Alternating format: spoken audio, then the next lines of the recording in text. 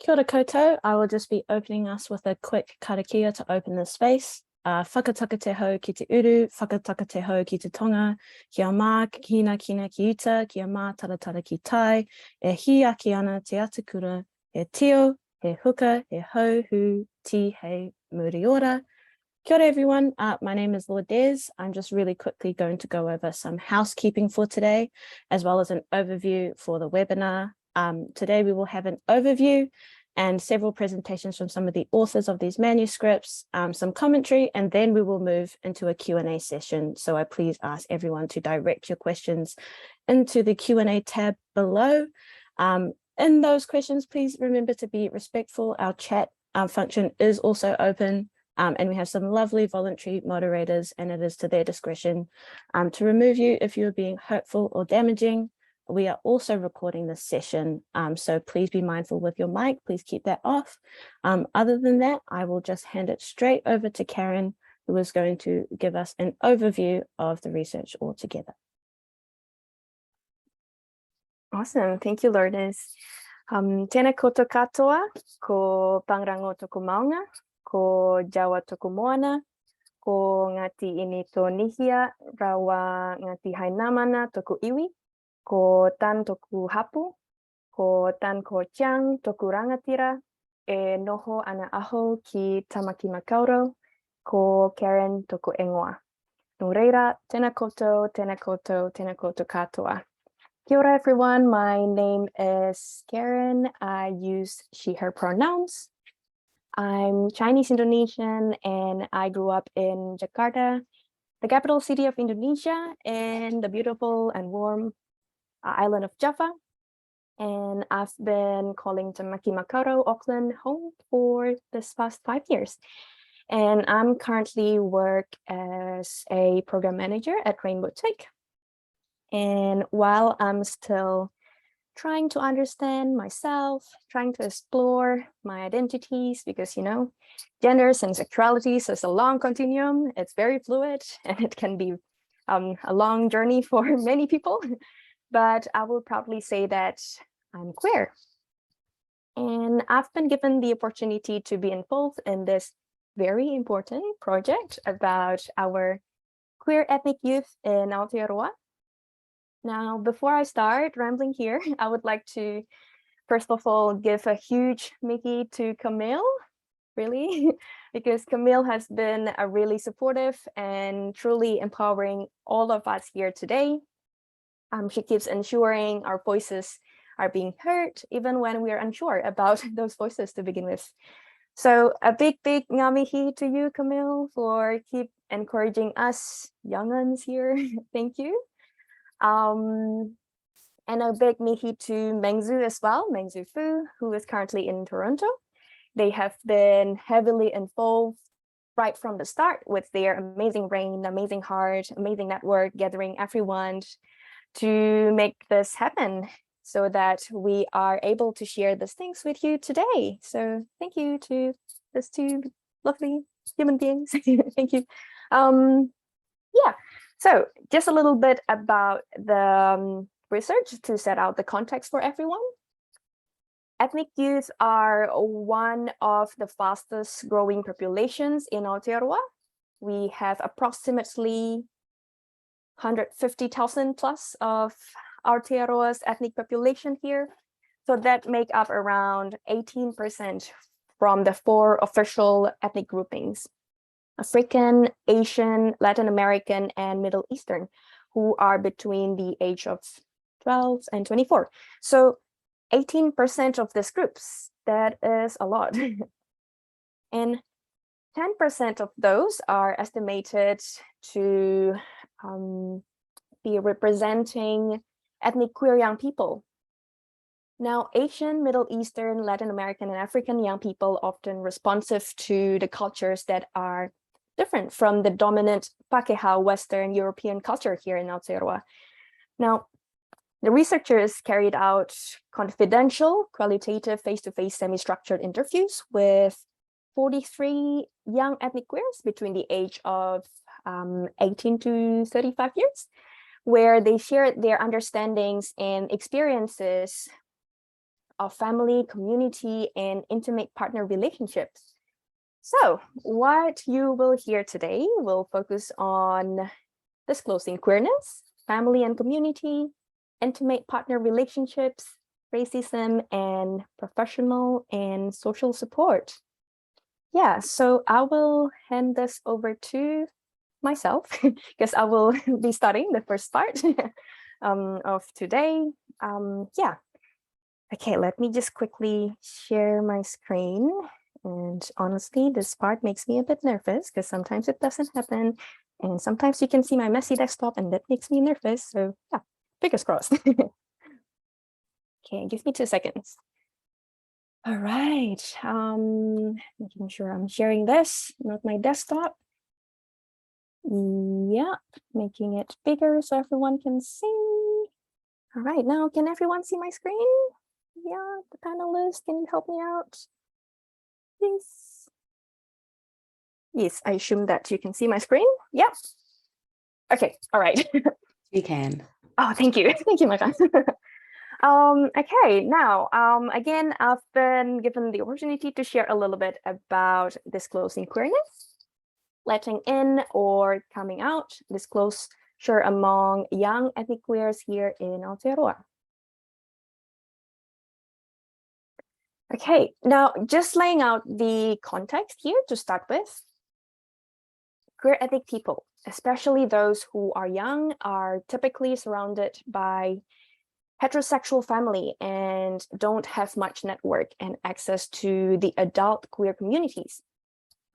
Now we have family, culture, religion, ethnicity, race, migration status.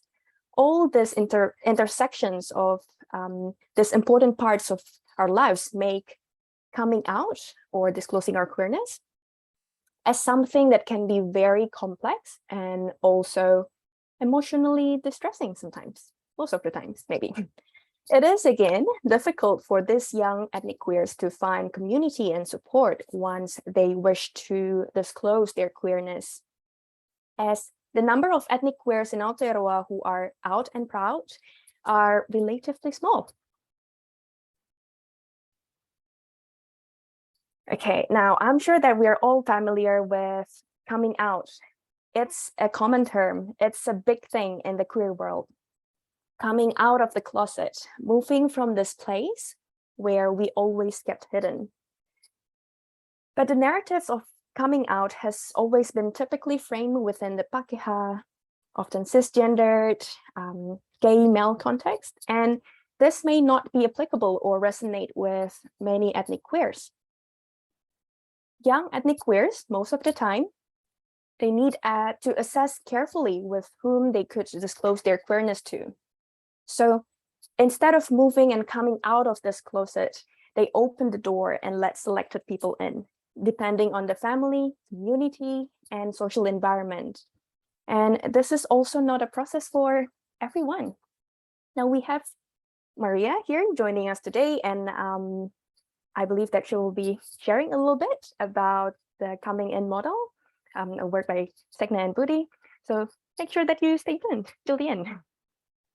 Right. Okay, where were we? Yeah. So also some do not have a coming out story, and this non-story of one's queerness journey is just as important to share. Another thing that makes coming out difficult or unapplicable for many young ethnic queers is the fact that many live in a community where queerness contradicts their culture and religious ideals, which ended up giving them self-doubts about their queerness. And to further deny or dismiss these emotions, they realized that in order to come out to the world, they had to own their truth first before disclosing this to others. And of course, having those self-doubts doesn't really help with this. Now, although disclosing queerness is very difficult for many, they believe that non-disclosing their queerness is just as mentally challenging. This means that they have an additional pressure on themselves with internalized negative views or emotions around queerness.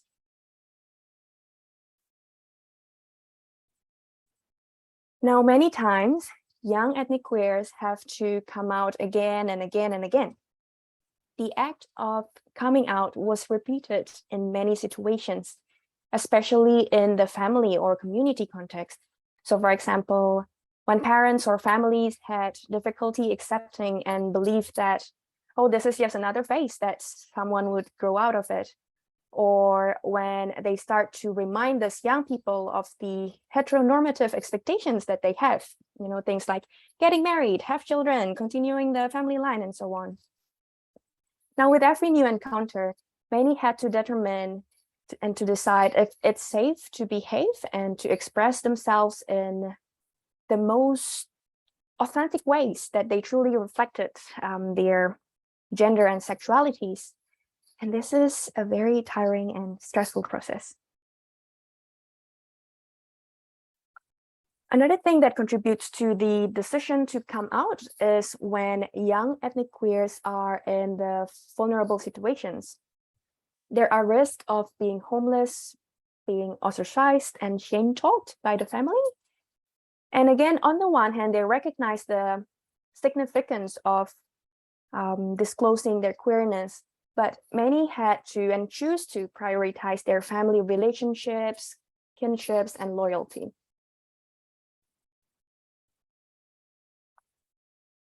Okay, now some advice from the research participants to fellow young ethnic queers out there around coming out. So first of all, let's prioritize finding safety, support, and home, both literally and figuratively. And also that disclosing queerness should be for our own sake, because coming out is not necessary to validate queerness at all. It doesn't make you any less queer when you don't come out. Let's acknowledge the journey that our family is taking as well to understand our queerness, to give them some time, and that the journey is not easy.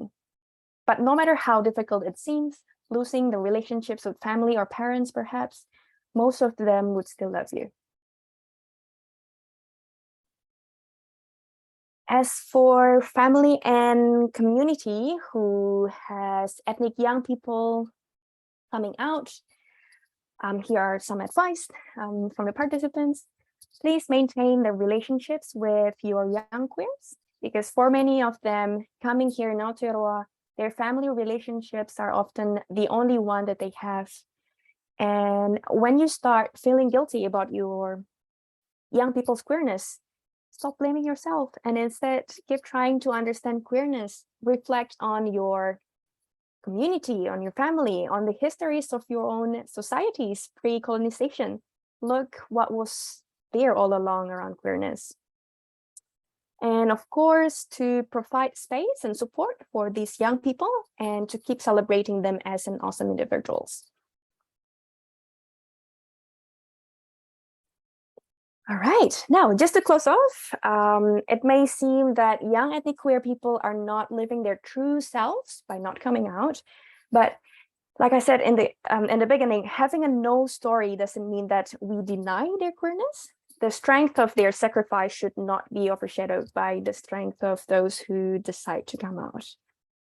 So yeah, that's me. Yeah, Mihinui, thank you.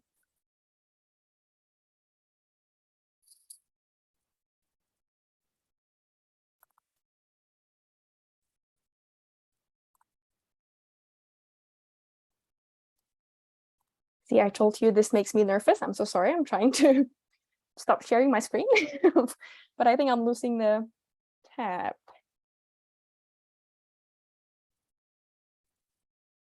Okay, I'm good. Sorry about that. And yeah, I'll just hand it over to Maka. Over to you, Maka. Kia ora, Karen. Thank you so much. That was really incredible and informative. I think that you did an incredible mahi of summarizing the findings regarding how, ethnic queer young people come out. Kia ora tatou, everyone. My name is Maka. I am a researcher, storyteller, cultural producer, and a lot of my work and practice sits at the intersections of embodied self-care, collective wellness, and social justice. For this evening, the focus of the paper that I'm going to be presenting about is on the contribution of community in the lives of queer ethnic young people and the impact and influence that community have on the family's acceptance of, for instance, the identity of their queer child. I'll be focusing on elements such as respectability politics, stigma, gossip and rumors, and how those all contribute to denying and silencing queerness. So I'm going to share my screen, and just like Karen, this part makes me really nervous because I am using Canva. So I hope that the Canva goddesses are in my favor. So let's see how we go.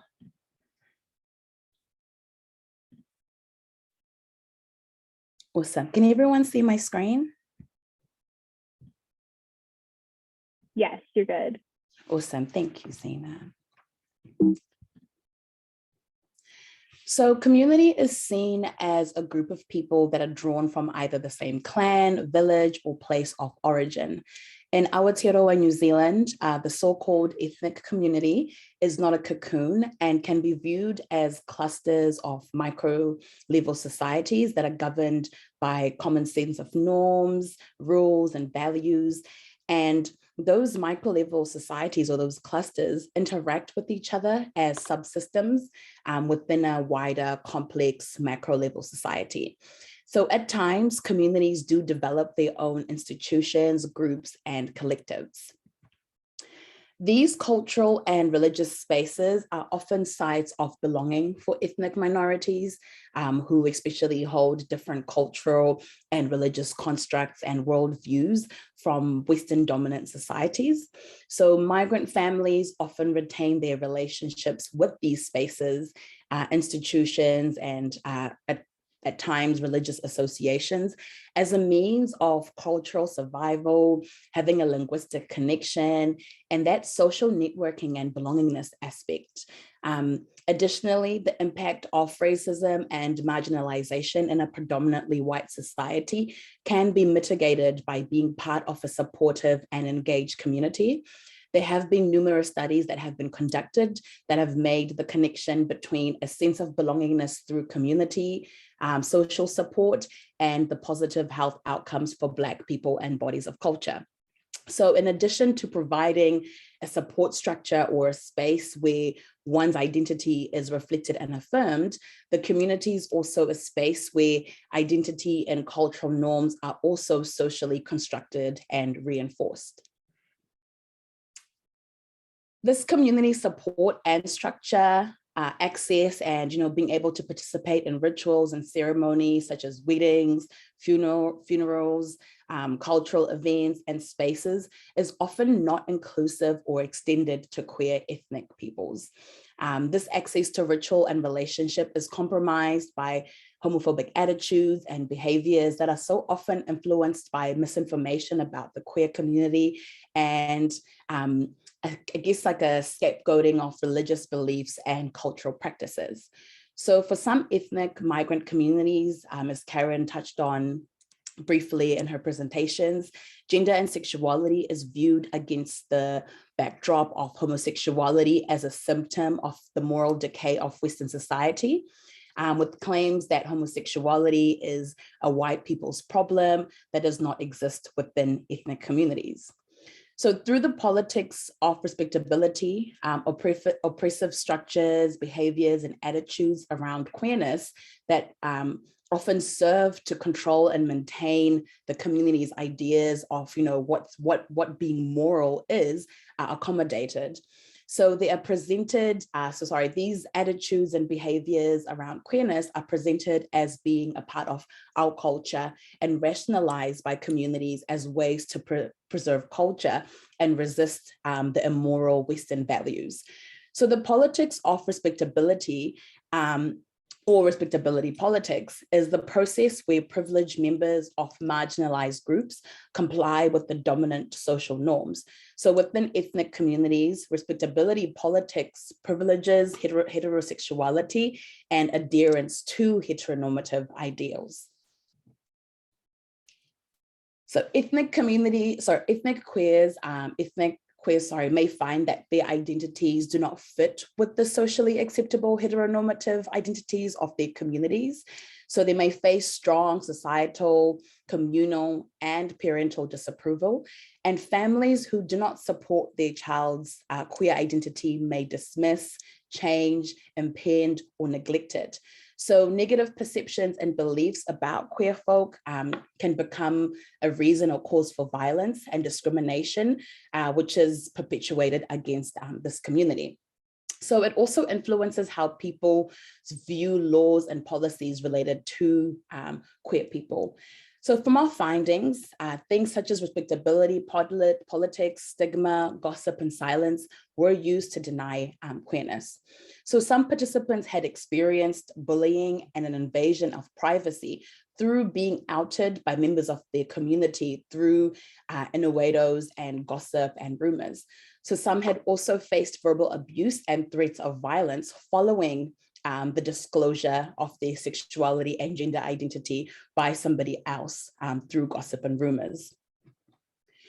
So while gossip and rumors in the School of Communication, which is my background, can be classified as being informal vehicles of communication, and some of the oldest forms of how we used to communicate as people, their circular nature informs values and reinforced long-held beliefs within communities. So not only do they normalize heterosexuality as natural by positioning queer ethnic young people as being engaged in activities that are outside of the cultural norm, participants in the study said that the fear of gossip and rumors forced them to self-exclude from their communities for the sake of their family's saving face. Participants believed that families would be more welcoming and tolerant of their queer children if they did not have to save face and deal with the judgment and shameful gaze of their communities. Participants also believed that the homophobic attitudes of their families reflected the values of the ethnic communities, because families worried about the consequences of a queer child on their social acceptance and their status. So the process of coming out of their children was likely to rupture the community networks that they had and the community involvement that they might have previously had.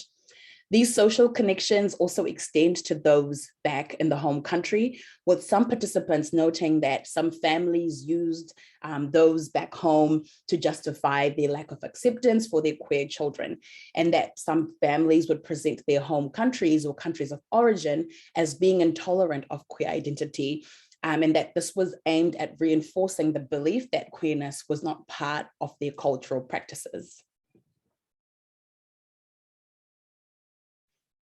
The unwillingness to acknowledge and accept queerness in many ethnic communities and families invalidated the lived experiences of the participants. It silenced queer realities and was a form of control that pushed them into the closet, which exacerbates exclusion and cultural alienation for people who are already living and navigating being young in a predominantly white society.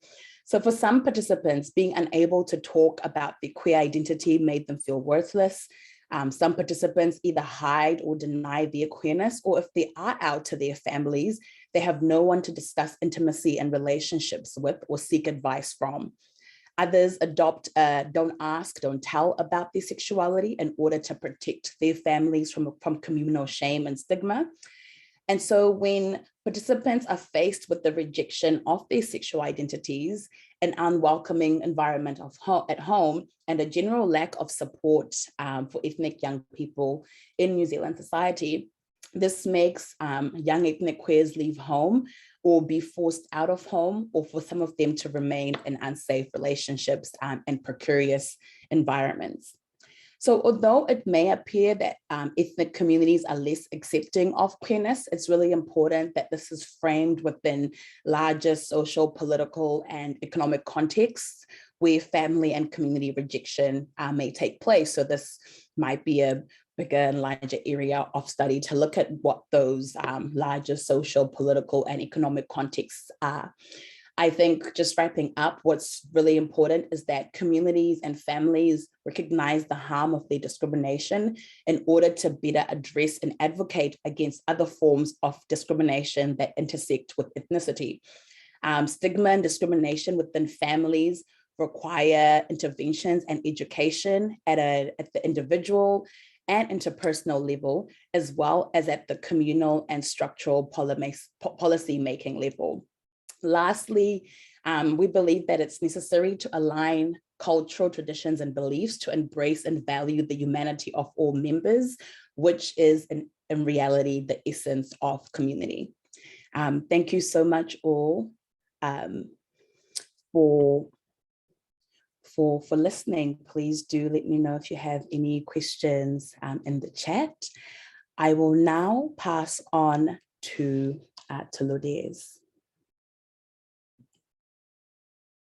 Kia ora, everyone. Thank you to both Maka and Karen for their presentation so far.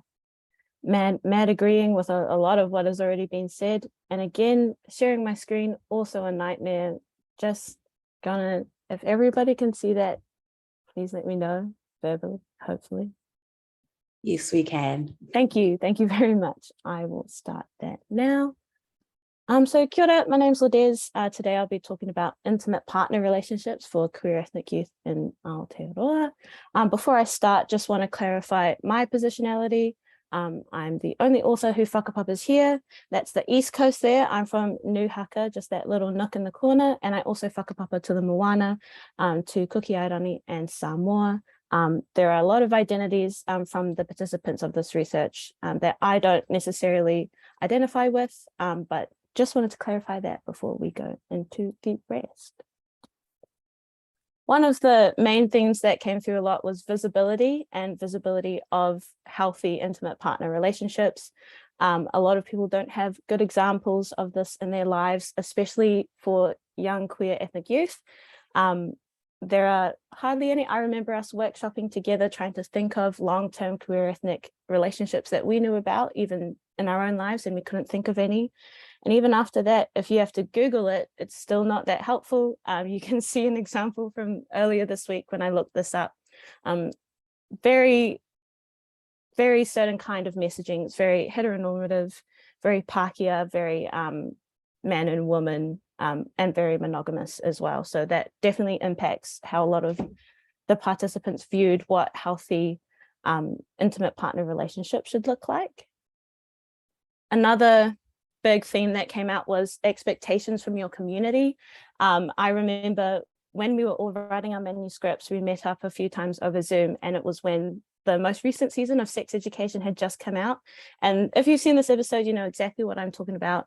Eric there on the right goes back to his home country, to Nigeria, for a wedding. So that's why his whole family is together and has to adjust parts of himself for either his own comfortability and safety or the comfortability and safety of his family. A lot of you will know what I'm talking about because of those inherent expectations from our communities to not only have an intimate partner relationship, but for it to be monogamous, heterosexual, and to result in marriage and probably grandkids. I'm sure we've all been nagged about when that's going to happen someday soon, and that includes some of the people who participated in this research. They talked about the expectations from their family, but one participant did say she would not confront her family about it, and she also would not say that she feels unsafe. So it's a very complex position that a lot of queer ethnic youth are navigating. I recommend you go and watch this episode if you haven't already. Sex Education is not without its faults, but it's still a very heartwarming episode. And also intimacy, I think, was a massive thing that came out of our research from the participants. When we started this manuscript, it was initially about intimate partner violence, because that is a massive problem in Aotearoa, and like all of our problems, they disproportionately affect people who have especially multiple identities that are marginalized by society. And so with the Aotearoa's response to intimate partner violence is very generalized and does not address queer ethnic youth and the extra risks that they face in their relationships. But because of what we were talking about before, about visibility, we thought it would be better and healthier even to focus on intimate partner relationships and what that means to a lot of the participants and what intimacy means as well. And again, to circle back to visibility, a lot of people's perception of healthy intimacy is monogamous or heterosexual, which is obviously going to affect how a lot of people look for a partner and seek one out and what they identify a healthy relationship as. And just to read out a quote from one of the participants who said, "Unfortunately, we've been force-fed this message that monogamous relationships are between men and women, and they are the way of God or the way that it's supposed to be to have children or whatever. So I'll define intimate relationships as however people share their intimate space in a consensual way," which I think is a very nice way and very articulate way to sum that all up. And mental health. Last time I showed this image, it raised some confusion, so I'm going to clarify. That is Dr. Kamara Jones from the States, and she wrote about the levels of racism in The Gardener's Tale. She talks about the differences and how they interact with each other of systemic racism, interpersonal racism, and internalized racism. And internalized racism came up a lot from our participants, not only internalized racism that they had in themselves, but also the internalized racism that their partners, multiple or single, had, and how that plays into healthy relationships and their relationship dynamic. A lot of them talked about how even if someone comes into the relationship with internalized racism, and ends up having less of that and ends up being able to work through that, it can still feel unresolved and change the dynamic between the two partners. So it's, this is a very interesting space that a lot of people are having to navigate. And of course, internalized racism, interpersonal racism, and systemic racism obviously affects your mental health and obviously would affect your intimate partner relationships. And just notes from the final discussion, of course, within this very small group, there was still a very diverse number of identities and diverse experiences. What we've been able to write about does not represent everything that they could talk about and everything that queer ethnic youth as a whole could talk about. And just jumping off the mental health thing, the mental health of the wider community is also extremely important. Our mental health care in Aotearoa is pretty poor.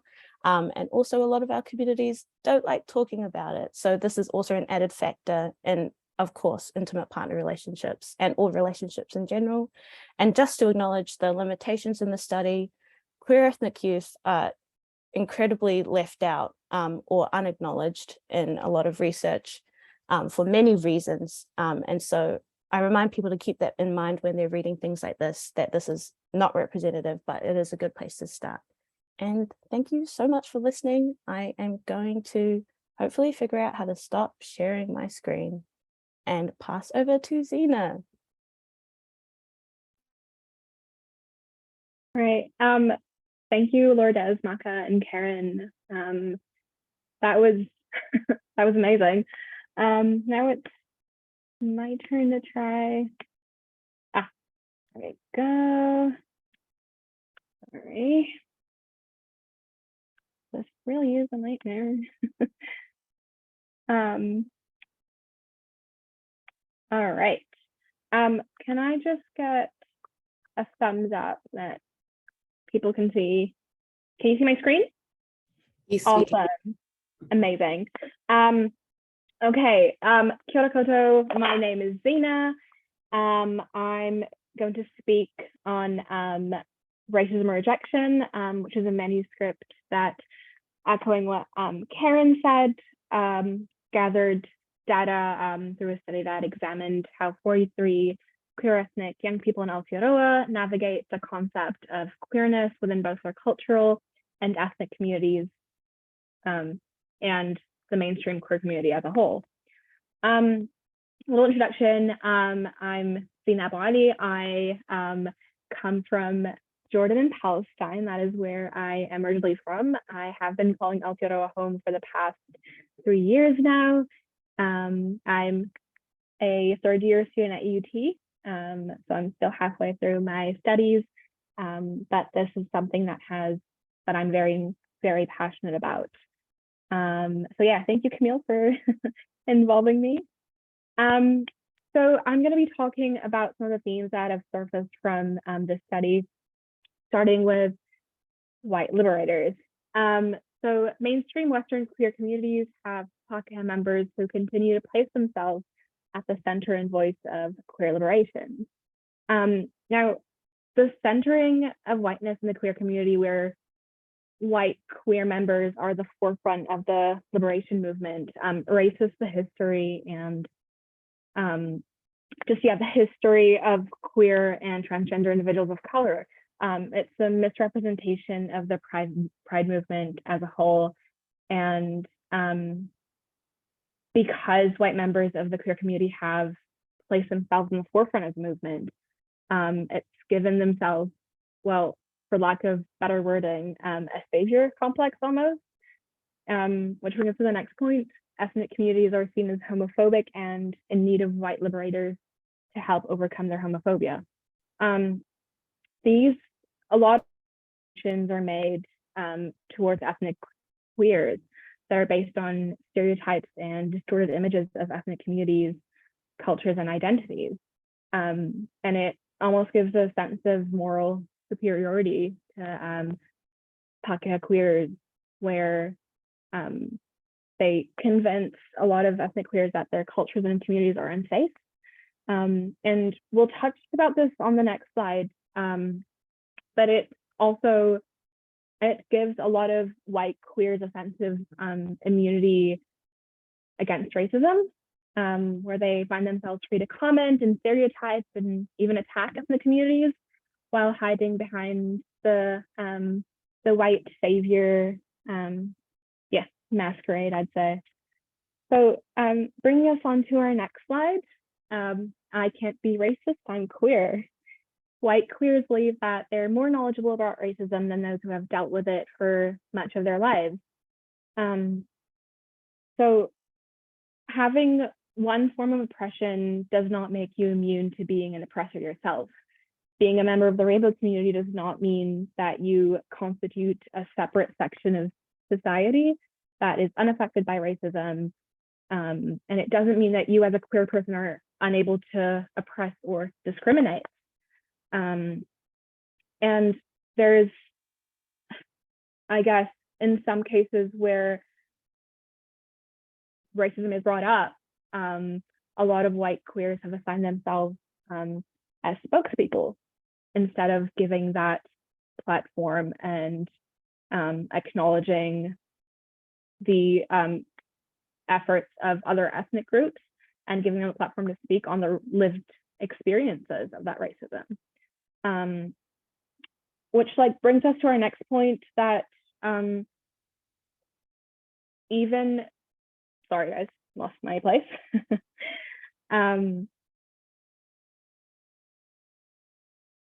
Moving on.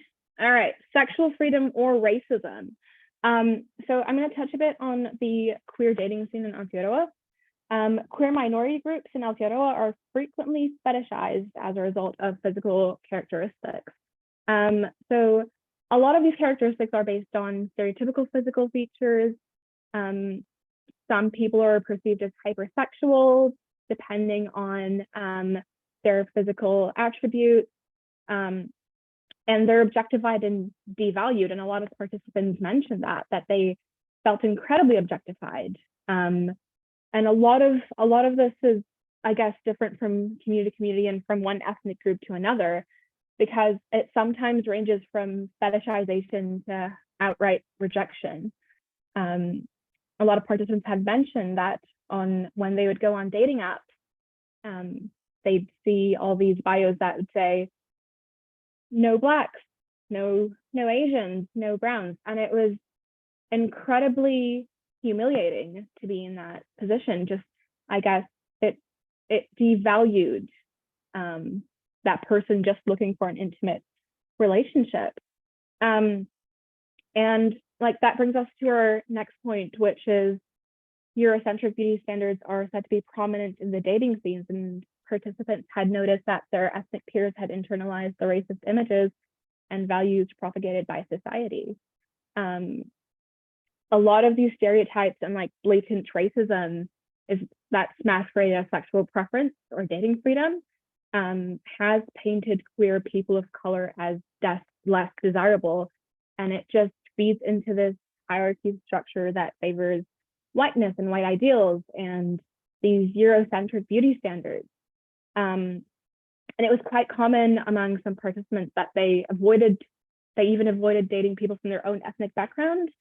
And this is caused by internalized colorism, racism, and just self-loathing that they had kind of been fed through these values that have been propagated by society. Moving on to our next slide, dating and relationships. So again, like in a country where 65% Pākehā, queer ethnic youth still haven't made their presence visible, and they have very few alternatives other than and starting relationships with white partners. And even if this may not be their preference, but whiteness has been equated with queerness and has been equated with being out and being more knowledgeable about what it means to be queer. And so a lot of our ethnic youth are not just queer, are, I guess, taking that route, even though that may not be their preference. Moving on to our next slide, invisibility versus hypervisibility. Ethnic queers who are unwelcomed and unaccepted by their families also found their race and ethnicity were not welcomed by the mainstream queer community. So a lot of our queer ethnic youth find themselves isolated because they're either hyper visible in their ethnic communities, like what Maka touched on, but at the same time, they're invisible in mainstream queer communities. And it's, again, because these white queer identity narratives are prioritized and the spaces are catered to white members. And it's sort of dominated by queer people. So it's created a kind of a hostile and unwelcoming environment, which brings us on to our next point, where queer spaces are said to be dominated by white people, made this space unwelcoming. So with whiteness being the benchmark for queerness, a lot of our youth are find themselves at these crossroads where they're having to choose one identity or another. Also touching on what Lord Des said about that one sex education episode, they've kind of have to fracture a sense of their self to be able to fit into either community, making them feel both hyper visible and invisible at the same time. Bring us to the next slide. Spaces hold different levels of safety.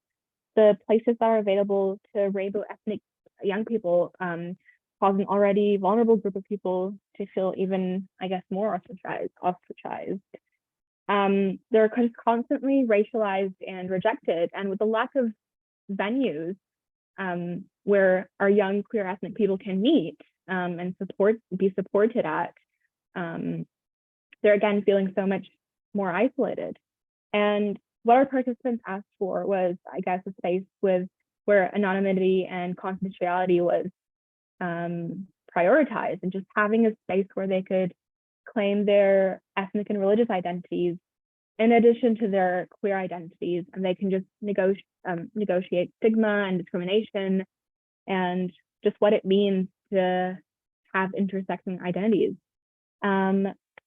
All right, I will hand it over to Camille, who's going to talk a bit more about support. Thank you for listening, and if you have any questions, please leave them at the end. Camille, I'm handing it over to you.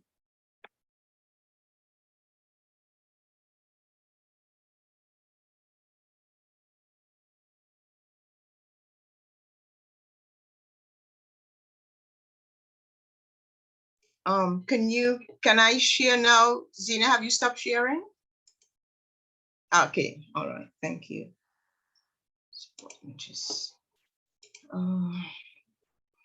Okay, I'm hoping everyone can see that. Kia ora, koto katoa, kukaminakit aho. Before I begin, I just want to thank Meng Zufu and Karen Uchendu, who were the co-researchers with this, but also huge thanks to Maka, Zina, Lourdes. I've learned so much from them, and they have been my younger elders, and I hadn't realized how bossy they were. So thank you very much for guiding me in the right direction and on many things. And the rain has started here, so I'm not sure if you're going to hear me. I also want to acknowledge the many young ethnic queers that are out there who I know for many reasons cannot register openly and log on. And I know we will make this recording available to you so you can view it in safe spaces. We do not take that for granted, and we certainly understand to many of you that contacted me why many of you are not visibly registered here, but we will make this recording available.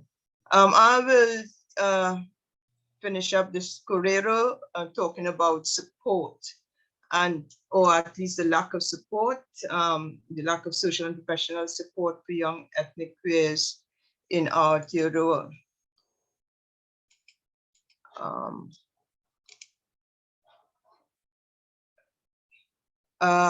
Community, young queer ethnic people in Aotearoa live within three rigidly defined independent communities: the queer community, the ethnic community, and the wider society. And all of that makes seeking and finding social support difficult.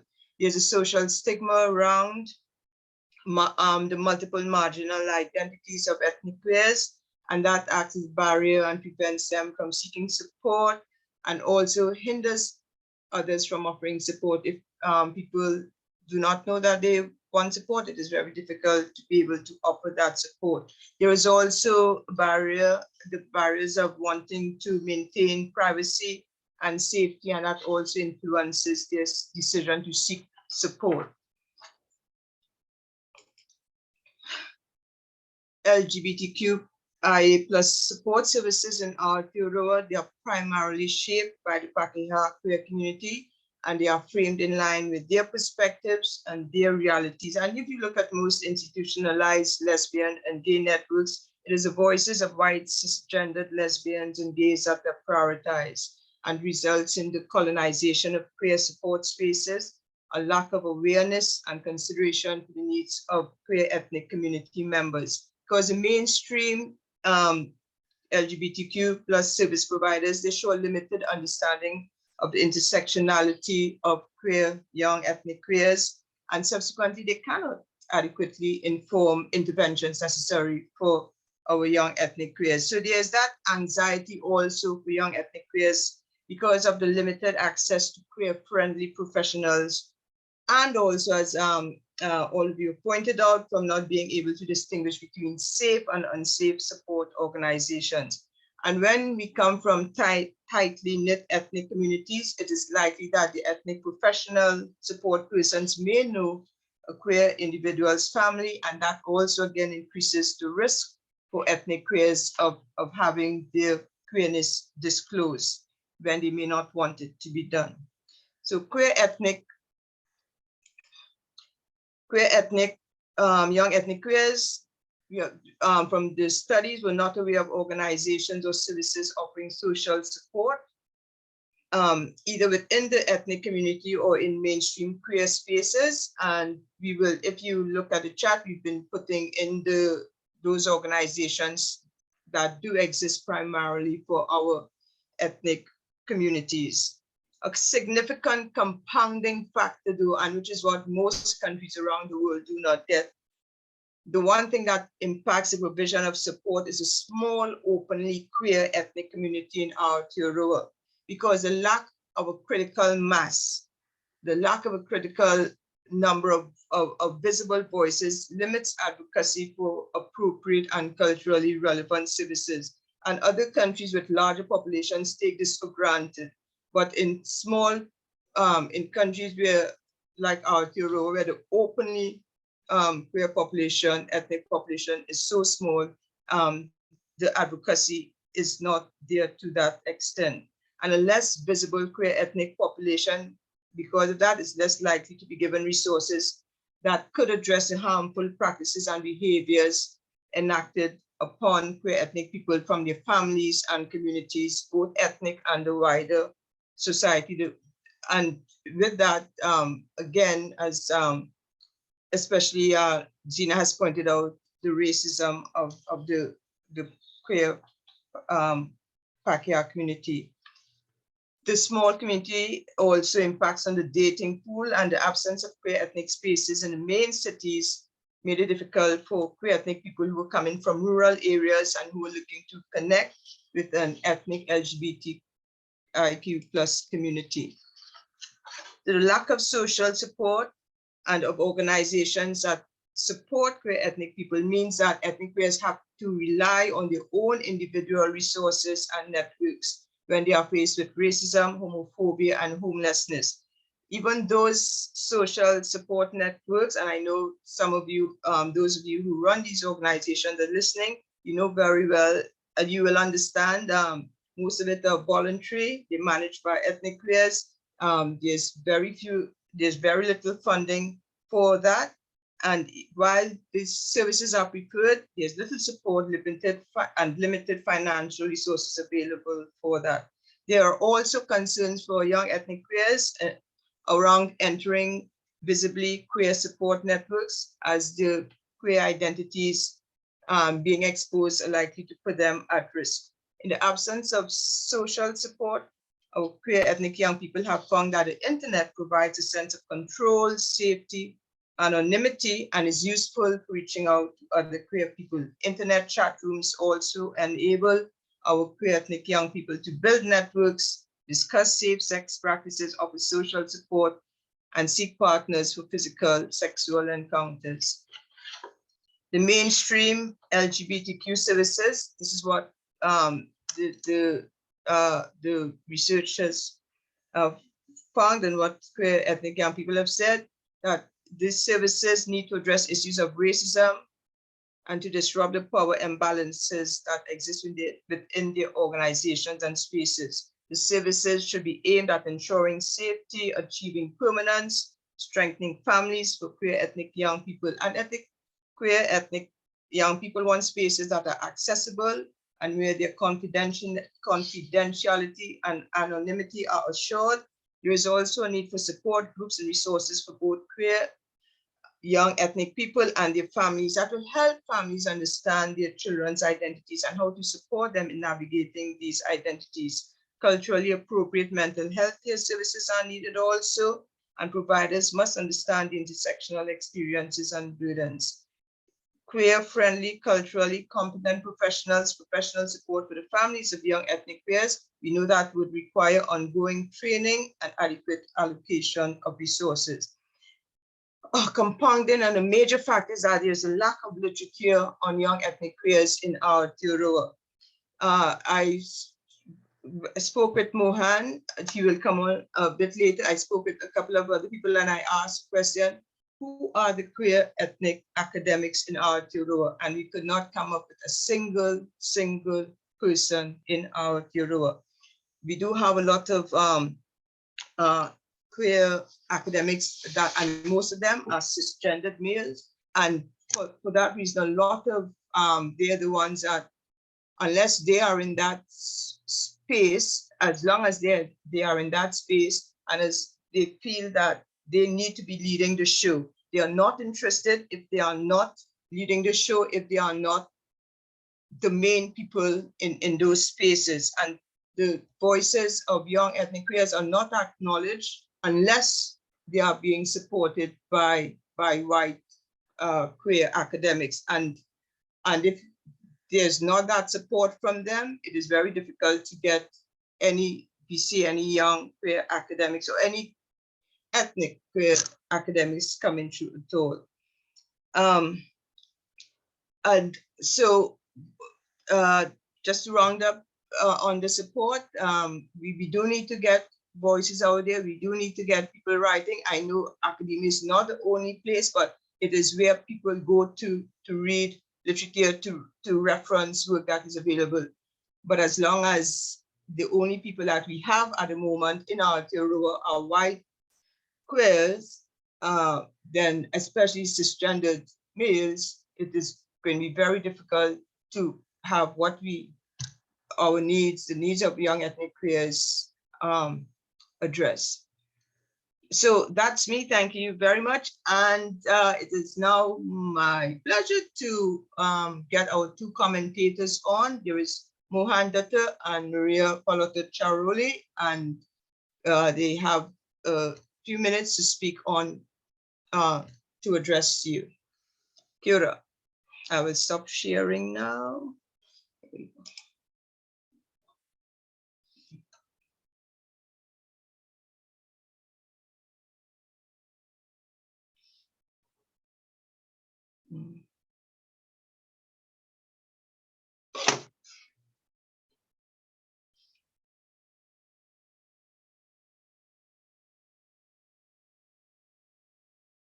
Oh, Mohan.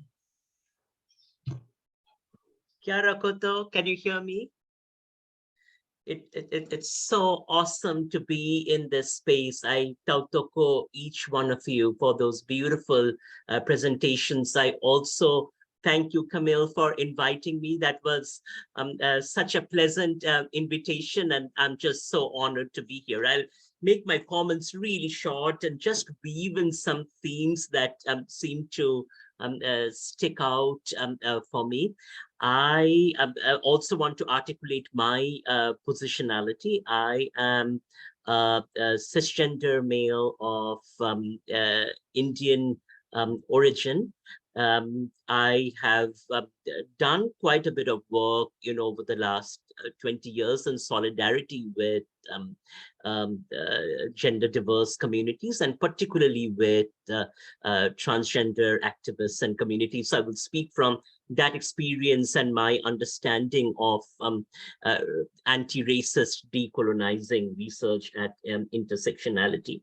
I want to begin by acknowledging you, Karen, and the beautiful presentation in which you brought up the concept of visibility, and the ways in which then you inverted the notion of coming out and foregrounded the concept of letting in.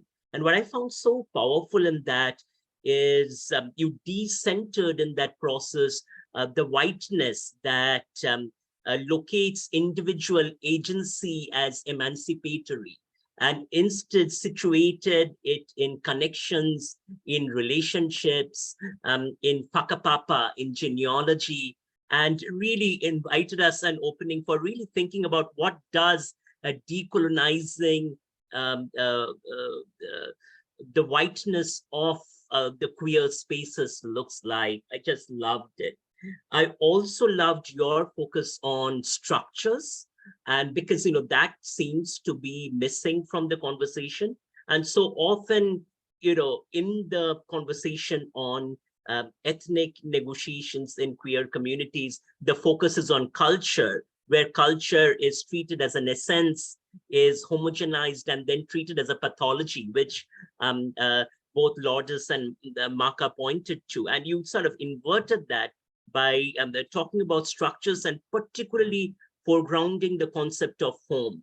Here within and shelter, and here within the context of Aotearoa, I find that a powerful question in terms of, all the way from the organizing of housing to the whiteness of the housing space, to the ways in which then there are multiple layers of oppression that play out in terms of structures, and in the limited work that I have done in humility on violence, various forms of violence, that seems to be the key site through which violence plays out, is the site of access to shelter. And I would love to sort of really think about the ways in which policy frameworks can be developed around that question of shelter, given the whiteness, and particularly the whiteness of the shelters that do operate, Maka, I loved your the sort of the dialectic that you played out in terms of the notion of family as a support structure, but family also as the space where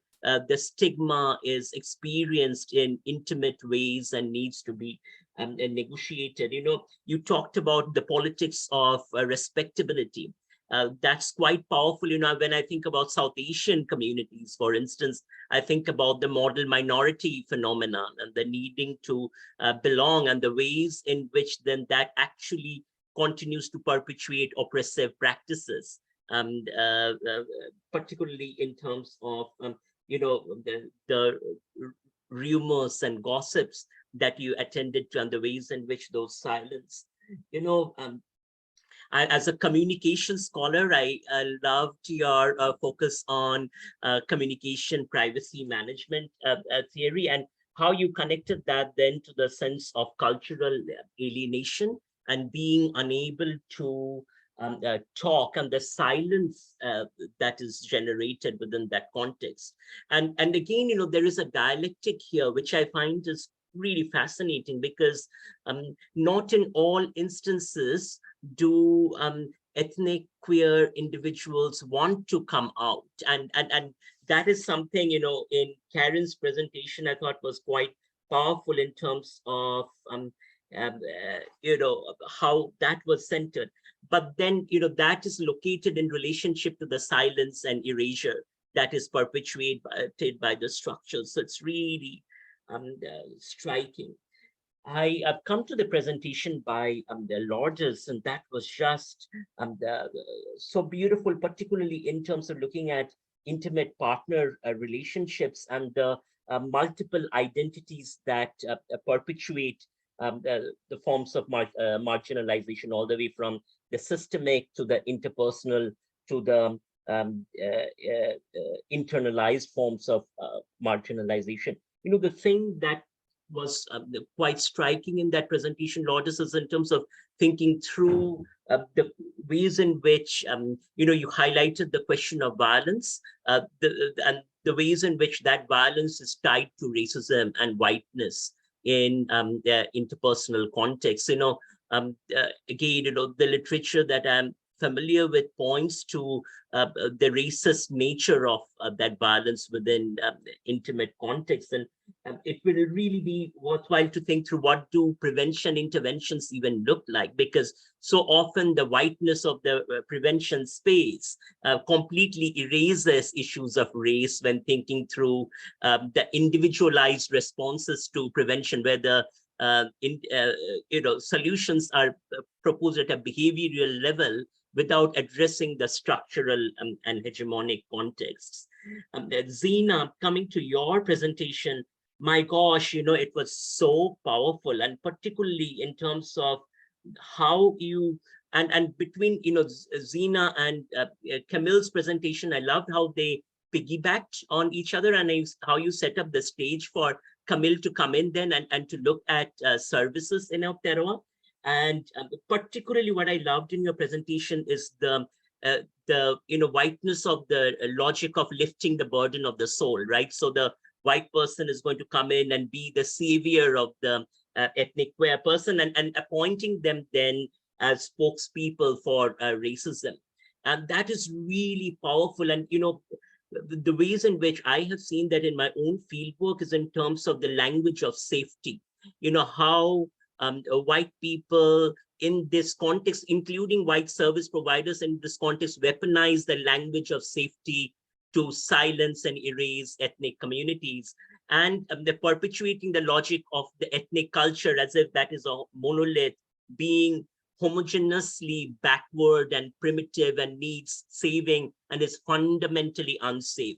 So, you know, in the work that we have done, you know, one thing that has been so striking is that when we have foregrounded research, you know, we did a violence prevention policy paper with the diverse rainbow context. And one of the things that was so striking is, even as we were talking about, say, for instance, community-led ideas of solutions that would be owned by people of color, by ethnic communities, how that would be shut down by the white Pakeha structures under the language of safety. So in fact, I wrote a memo to the Joint Venture Policy Unit saying that this language of safety itself has turned into a racist trope to silence and erase the agentic capacity of ethnic communities. I love then your turn to this question of space. That is so vital, the absolute erasure of space, and that is done through the Crown's structure. Through the Crown is a colonial structure, and it continues to, in spite of its language of biculturalism and tetiriti, it continues to perpetuate this violence, and you see it fundamentally play out with ethnic communities, where it reproduces that deficit logic to not actually create structures and spaces.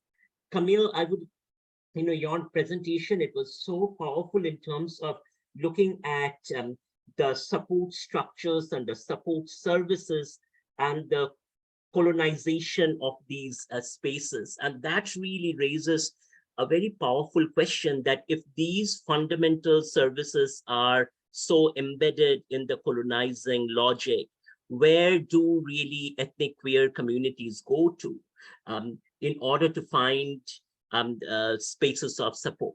What are the pathways of accessibility? You talked about the question of accessibility, you talked about the question of confidentiality, and then cultural grounding. And again, how do you help and support families navigate, rather than perpetuating the stereotypes of whiteness that only racialize families and mark them as primitive and as actually the barriers?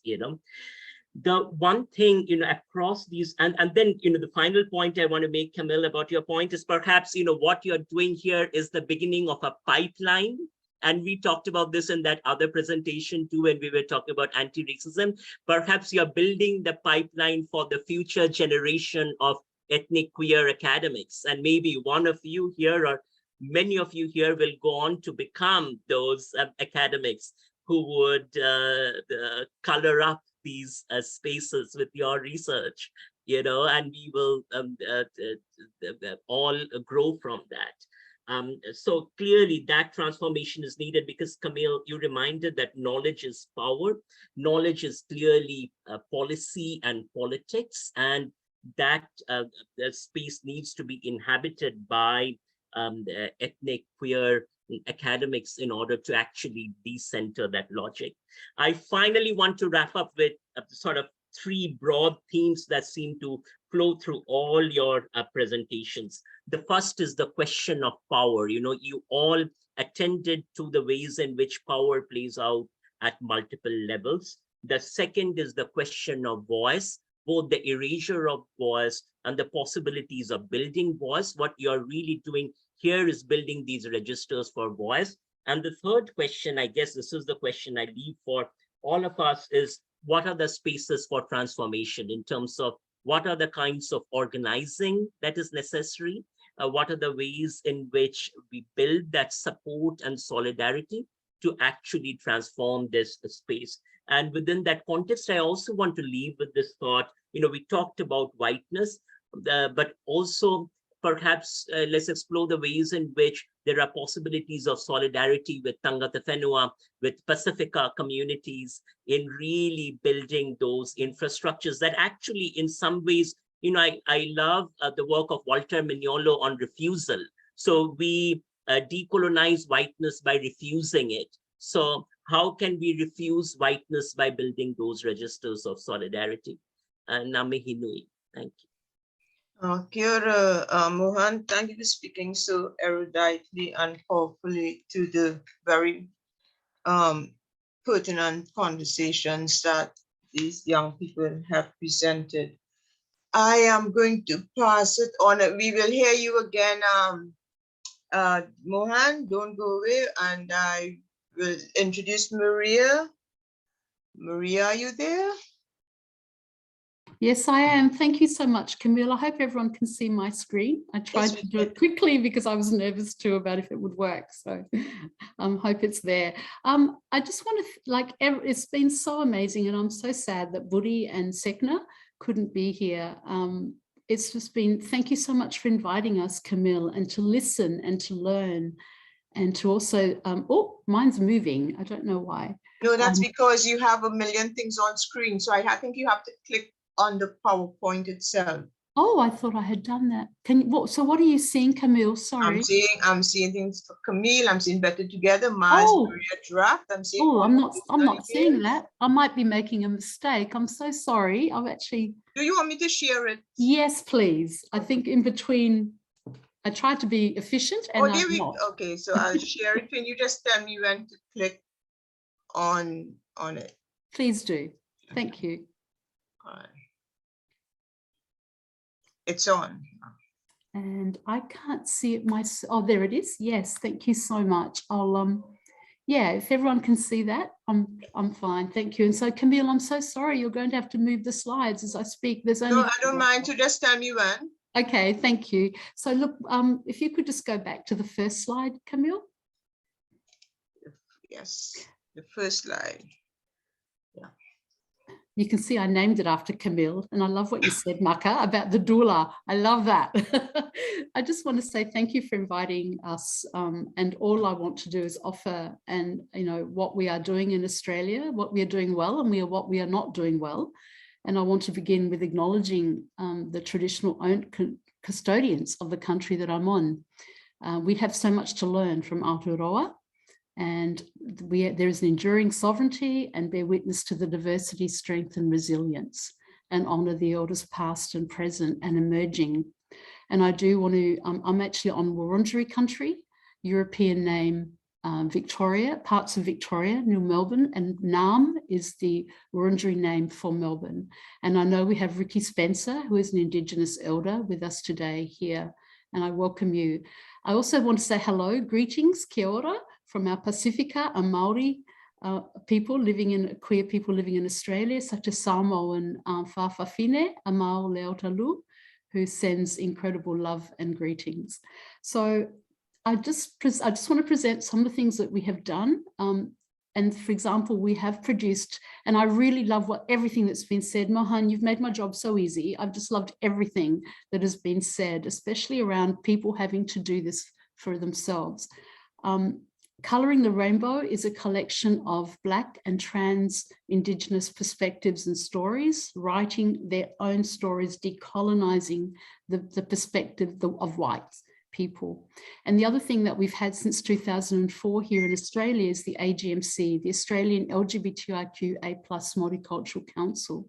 And again, it was about creating spaces. We are all voluntary, and we've been going since 2004, sitting on boards, supporting individuals, auspicing different communities, writing research, running events.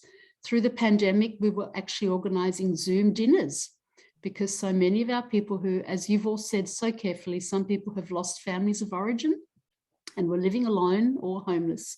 So this is, we kind of cross everything. Thanks, Camille. So this is who we are. And as I said, I also want to position myself. I have been so appreciative and grateful to be an ally from being invited in since 2004. I'm from Southern Italian heritage, both colonizer and colonized. Colonizer in North Africa, the atrocities that the fascist government undertook, which is what led my family to come to Australia.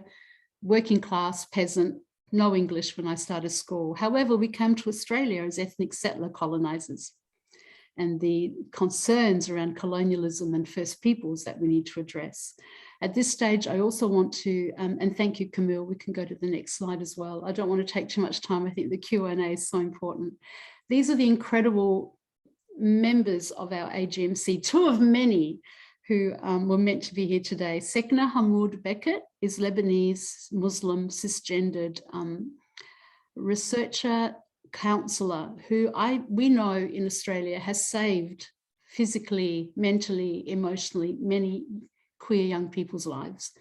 In 2007, Sekna began to write about the coming in model as an alternative to the whiteness that you've also clearly, carefully explained, to the white concepts of coming out, which was damaging many of our young people and actually escalating the problems.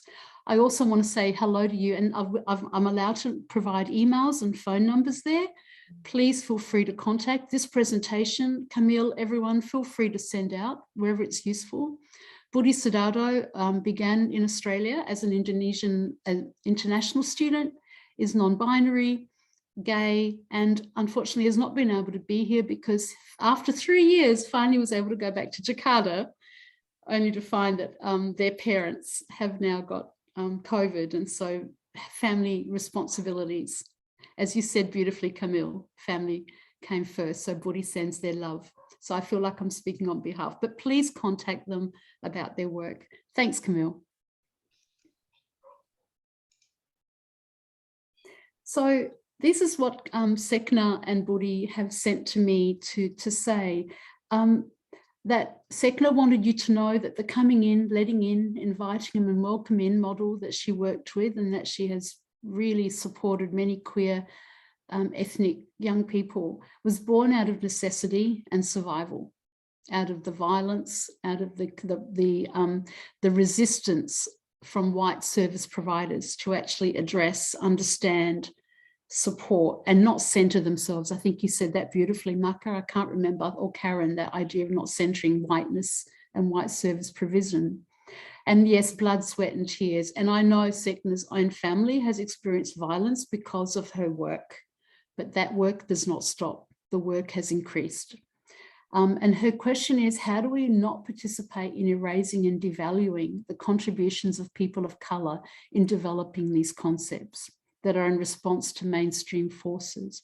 So one of the issues that is coming up in Australia is exactly what you have all said, and that is we still have this white saviour complex. We still have white services who do a tokenistic representation of ethnic queers who, you know, like the one speaker out of a whole day of white queer speakers, or those kinds of things are still happening. And so Sekna's question is, how do we all support each other? How do we support people of colour labour? And what are the accountability processes that we should put forward to our white saviours, so-called the white saviours, that to not replicate colonial ways? And how are our structures and ways of being truly queer, particularly as we write, speak and engage in English language? And I said before this afternoon, this event, we here in Australia, we look to Aotearoa at the incredible ways you have, you know, incorporated languages, have been able to, we're still struggling with racism in actually acknowledging and using our First Peoples languages. So, you know, we need to look at how we use language. And Budi wanted to say, how can non-Anglo academics and researchers stop competing with one another? Unfortunately, in Australia, there's a bit of a divide and conquer process here, where there's a little bit of funding and suddenly, you know, it's like the white queer mainstream and the white heteronormative mainstream can sit back because there are divisions within our communities and hierarchies, and unfortunately sometimes racism within. So I'm from a Southern European background. Some of the racism is atrocious to newly emerging new religious and communities. So how do we work collaboratively? How do we use each other's work and wisdom and complement our findings? Thanks, Camille. So we offer some of the things that we've done in speaking for ourselves or as allies and accomplices and co-conspirators. And this is something that we actually produced at AGMC. I also love this conversation around academia and supporting, Camille so wonderfully, and everyone supporting our young ethnic queer researchers. So what AGMC has also done now, and it's not just for Australia, anyone can join. We've got wonderful international members. We've actually set up an AGMC Academy to support our early career LGBTQ queer people of colour researchers and offer work, paid work. And this is something that Sekna and Budi are very concerned about. You know, please become part of the consultation process. Please tell us your story, the emotional labour, the energy, the constant unpaid. And so we've actually set up an academy to actually support our early career researchers. And so, and out of that, one of the things we did is a collection of stories. Now we're a non-for-profit AGMC. So we produced a book with some funding from government. We kind of live funding to funding to funding, short-term funding. Living and Loving Diversity is a range of stories, including Buddhi's story around racism and white spaces and dating spaces, etc.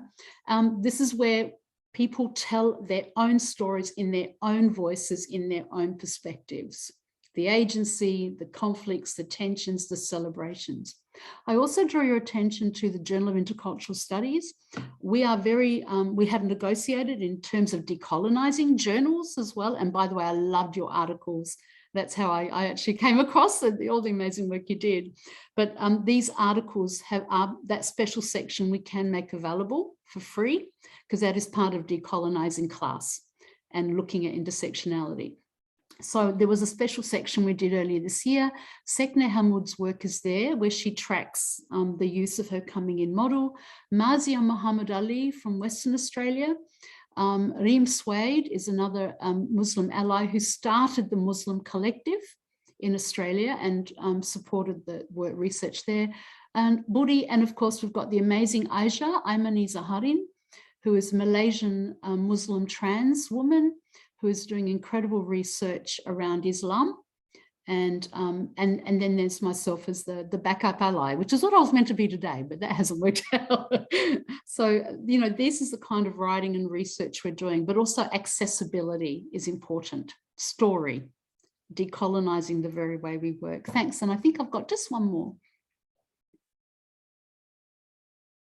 And this is the research we did. And again, it's just been so affirming to think, okay, we were doing something right because we got some money from the Multicultural and Social Cohesion Department of Victorian Government to do some research with our multicultural, multi-faith LGBTQ plus Victorians.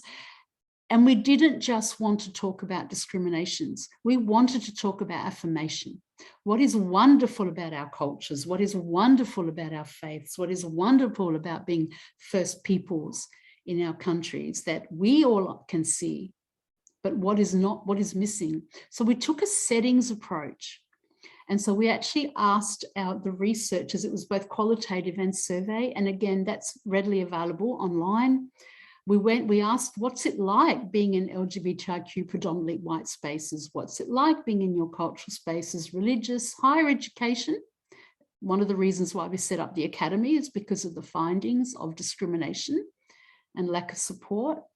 Healthcare, health service providers, workplace.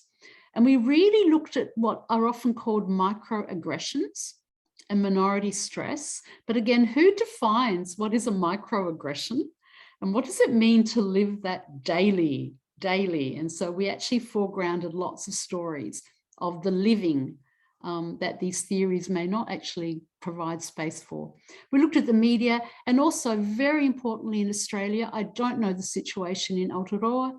In Australia, we have major concerns around policing, and we are working very strongly in, and we are using these findings to go to all these different services and spaces to actually say, this is what young and older, and as Ricky often says, people with disabilities, people with low literacy, refugees who arrive in this country. So this is what we're finding. These are our recommendations. We need action. And so that's some things we're doing. Just the last thing I want to say, I hope I haven't taken up too much space, but the last thing I want to say, Karen, I think you presented something I think it was Karen, apologies if I got it wrong. I was so engrossed in listening, but Karen, you said something about you know, the rituals in our cultures, even around funerals and burials and, you know, every facet of our lives, and how do we live that? You know, how do people live that? And I'm speaking as an ally here, LGBTQ+. So the latest research we're doing, which Ricky is very much part of, is palliative care Victoria, end of life. And so that's a very complex, very difficult research that AGMC is doing to look at what happens in those very vulnerable spaces, and how do you bring the various identities and selves together, and what can services do, but also what do we require from our cultural and faith and our queer communities. Thank you so much for having me today. I'm so sorry Budi and Sekne aren't here. I just wanted to sit back and love it and learn. But this is as they say, this is when you pull in the ally to get on with it and push it forward. So please get in touch with Budi and Sekna and read their work. Thank you, Camille. Thank you, everyone. It's been absolutely affirming. Thank you very much for that, Maria. And it was a delight to have you here, and also our regards and thoughts to Budi and Sekna, and hopefully we will meet. It is good to see all the different connections and to meet and greet, and hopefully we have more than researchers coming out. We need academics, people to write and publish, so that only people are writing are not just white cisgendered males. So Maria and Mohan throw out a challenge to you, Karen, Zena. We need people writing in those spaces. It's okay to be just not be a queer ethnic academic, but queer ethnic academic writing about issues like that. So Zena, Maria, Maka, Lourdes, get going. You're young enough. Okay, so we have some questions. Zena wraps it up. Zena, yes, remember you lost the straw, so you can wrap it up. I just want to say thank you, Maka, Karen, Zena, Lourdes, especially to our commentators, Maria and Mohan, for such an excellent rounding up of everything, connecting all of us. And I cannot go without thanking the IT team that have stayed the distance and been here from the start and to the end. This is not my show, this is young people, but I want to thank everybody. And I also want to thank all of you for joining in. Thank you so much for joining in. And I know most of you, as I said, are headers, founders, leaders of organizations, and I know you will post a recording for those that were not able for own reasons which you thoroughly understand, cannot be here to us. So thank you to all of you, and I will leave Zena to wrap up. Thank you, Camille. I just, again, I want to say thank you to everyone who made the time to be here. Our panelists and our attendees and our volunteers who took the time out of their Thursday night to help moderate this and support us. I just want to give a quick summary of what we talked about tonight. We started off with Karen, who talked about letting out, coming out versus letting in. And we talked about families, which was beautifully presented by Maka. We moved on to Lourdes, who talked about intimate relationships in a really relatable way. Then I talked about racism versus rejection, and Camille finished this up with support and how that support needs to look and where it's going to come from. Maria, thank you so much for presenting the work that you all have been doing. It's so important. It's such an honor to be able to sit here and learn and listen from you guys as well. I've been talking to Camille, Maka, and Lourdes, and Karen too, for about a year now. They're the only people I really talk to about this. So it's been so nice to hear from other people as well. Thank you everyone for all your questions. And if you do have any more questions or you'd like to watch the recording, we will be sending out a link to where you can find all of these resources, to the emails that you registered with to come to the Zoom. So if that's not an email that you would want to, or you don't have access to it, just type in an alternative email in the chat and we'll reach out to you with that link. If you feel the need to look at the slides or watch it again. And yeah, I will hand it over to Lourdes to wrap it up with a karakia. Kia ora, Zena. Thank you for wrapping it up for us and summarizing a lot of content very quickly. Again, please keep an eye out on your emails. We're hoping to get the recording to everyone soon. And yeah, I'll be closing us with a karakia. Unahia, unahia. Unahia ki te uru tapunu. Kia wātia, kia māma, kia kākau. Te tinana.